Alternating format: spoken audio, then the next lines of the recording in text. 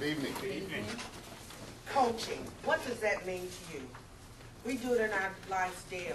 We coach people, whether we know it or not, our children, school, the people we work with. You're always giving mentoring and coaching.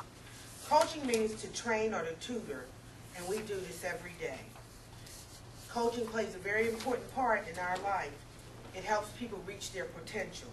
Through coaching, people learn what is expected of them, their current performance level, where they need improvement, and information that will help them with their improvement. When people function efficiently and effectively, everyone benefits. Responsibilities are shared, the tasks get completed properly, you see the productivity increase, and when you work to the best of your ability, you feel good about your progress. Coaching. In my field of work, I do a lot of coaching. I have a lot of young people who work under me, and I use the word mentoring too, because I'm very responsible for their job performance. I need to know what's going on with them at all times, and I need to be in contact with them to tell them how they're performing. How do you coach somebody? Before you speak to someone who has an unsatisfactory performance, you must do your research. In researching, there are several reasons why a person may not be performing as they should. One, nobody has ever showed them how to do the job properly. That happens a lot. Sometimes people are given an assignment and you think they know it and they don't know anything about it, but they try to do the best that they can. But the performance is not going to be up to par because they don't know what they're doing. Two, inadequate equipment. The right materials aren't there to perform the job. Three, time. They may not have enough time to do the work. Four, motivation. They feel overworked, unappreciated, or unhappy with the job, co-workers, management, family, and friends. Those kind of problems can affect the job that they're trying to do. You must determine what reasons apply to a situation before you start coaching someone. You have to ask yourself a series of questions. One of them is, does the person know what they're supposed to do and when? And if they don't, then it's up to you to tell them what they need to do. What is the specific difference between the present performance level and the desired level? If they're doing a poor level, then you've got to show them what the desired level, where they should be at. You've got to get them to that level that they need to be at. You need to address that and make it plain with them so they understand it. Does the person know that the performance is unsatisfactory? Some people don't even know that they've done unsatisfactory. They think they're doing a good job. If they don't, then you have to give them that feedback and show them what's going on and help them to develop to where they need to go. Does the person have the skills to do the job? If they can't, can they be trained? That's something you need to, these are the things you need to look at before you start coaching someone.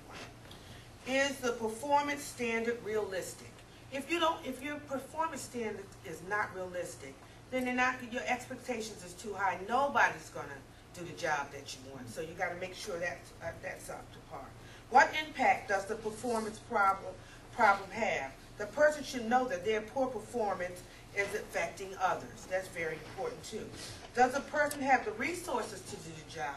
If not, can you provide it for them? Is there obstacles affecting the person's performance? A lot of times there is, and you might need to find that out before you start the coaching. If so, remove those obstacles and maybe the person can do a better job. Does a positive performance yield a positive reward? You mean, do you show recognition for the job that they're doing, or do you pile more on them? That might be a problem. Could the person do the job if they wanted to? If not, coaching is not going to help that person. In my field, I have a lot of officers. I work in an institution. I'm the chief of security, and I have a lot of officers, supervisors that I didn't know before I started. They were my peers, but now I'm their supervisor, and boy, is it different. The job that you think that they know because you did the job, you'll be surprised how many people don't know. And you think they should know. And sometimes these things that I talk to you about, they don't have the skills. They don't know how to do the job. They don't have the time. They feel overworked. They don't set their priorities up. So when you coach somebody, you have to bring them in. What I do sometimes, I bring them in and I sit down. First of all, you gotta realize what's going on with them, and you gotta have a specific thing that they need to talk about right there. But you gotta come and let them have a seat and hear from them, because sometimes it might take a conversation to get them on track, and then it takes training. But sometimes your staff, I guess because of pride or whatever, they won't come and talk to you about that. They'll fake it like they know what they're doing. And when you bring it to their attention, then you're supposed to do it in a personal setting. Never, never do it in front of anybody, because they need to have that confidence to know that you're there to help them, not to hinder them, not to belittle them in front of people. And coaching will help people go a long way if you do it correctly and with respect. So at this time, I would like to ask Lil to do a skit with me. We're going to do a skit. She's going to be a salesperson, and she's had high sales, and now her sales are falling down, so we need to talk about it. Good morning, Lil. How you doing? I'm doing pretty good, I think. You think? Yeah. How's your I'm getting sales? a little nervous after you asked me to come into your office. Well, So something must be wrong. no, I just want to chat with you a little bit. I've noticed that, you know, you've been one of our star salesperson. I noticed lately that maybe you might have something on your mind or something, that the sales just went down just a little bit, and I'm not, you know, I'm trying to find out from you, is there something I can help you with? Well, if you could boost the economy, that would help me a lot. Well, other than that, ma'am. I mean, the clientele that's coming in, I found out a lot of them have lost their jobs. People are just not making the purchases. If they're not buying, how can my sales go up? That's true. How's your family life? Is everything all right there? Because you seem to be kind of down. I know the sales haven't been like they should be, but you don't have that perkiness that you usually have. When you come in, you don't greet people like you used to. Is everything all right in there? Because my sales are down. Well, you know, like you said, that's an economy problem. We can't do anything about that, and I understand it. But I just wanted to bring you in the office to talk to you and see if was there anything else that I could help you with. Is there something besides what you mentioned that I can help you with? I know how the economy is, and we can't do anything about that. But I need to know that you're all right, and that what you do is okay with you, and it has nothing inside you is messing with how your performance No, my is. home life is pretty good. It's pretty good.